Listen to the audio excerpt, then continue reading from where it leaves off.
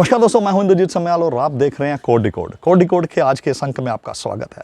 साथियों, मेरे पीछे आप ये जो खुला आसमान देख रहे हैं, यही वो आसमान है जिसके ऊपर विमान अपनी उड़ान भरते हैं। उड़ान भरने के बाद वो हज़ारों किलोमीटर का सफ़र चंद घंटों में पूरा करते हैं।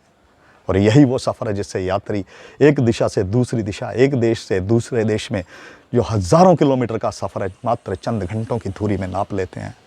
और इसी विमान सेवा की यदि हम बात करें, यदि हम भारत की विमान सेवा की बात करें, तो एक नाम मुख्यतः से उभरता है और वो नाम है इंडियन एयरलाइंस। यानी कि भारत की अपनी विमान सेवा जिसे इंडियन एयरलाइंस के नाम से जाना जाता है। और यदि आप इसके इतिहास पे जाएं तो लगभग 87 वर्ष पुराना इसका इतिहास है। सन 1932 में टाटा ग्रुप के जो चेयरमैन थे JRD टाटा, उन्होंने इसकी स्थापना की थी। और यदि आप इतिहास को गहराई से नापें तो आप पाएंगे कि JR टाटा जैसे व्यक्तित्व ने इस विमान सेवा को सफल बनाने में कोई कोरी कसर नहीं छोड़ी थी। उन्होंने अपना पल पल तिल तिल इस विमान सेवा के लिए दिया और ये विमान सेवा एक समय में देश की नंबर 1 सेवा भी बनी। और हालांकि बाद में सरकार ने इस सेवा को खरीद लिया, लेकिन वक्त के थपेड़ों के साथ, वक्त के चलने के साथ ये विमान सेवा अपनी जीर्ण शीर्ण व्यवस्था में चलती गई।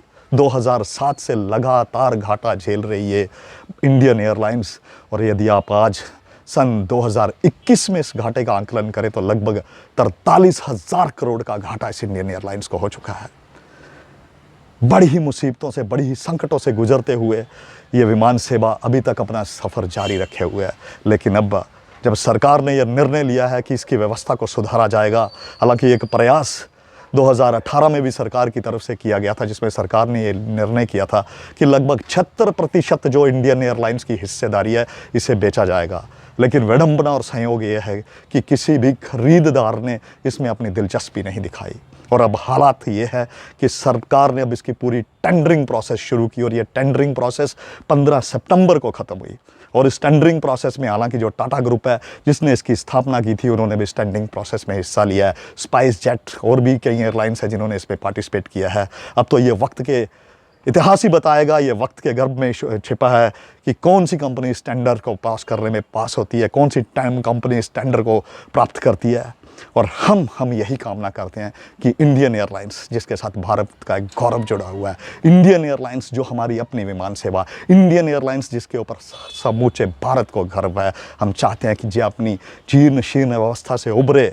हम ये चाहते हैं कि ये उन हाथों में जाए जिससे अपने पुराने गौरव को पाए। परंतु ये सब प्रश्न अब भविष्य के गर्भ में छिपे हैं।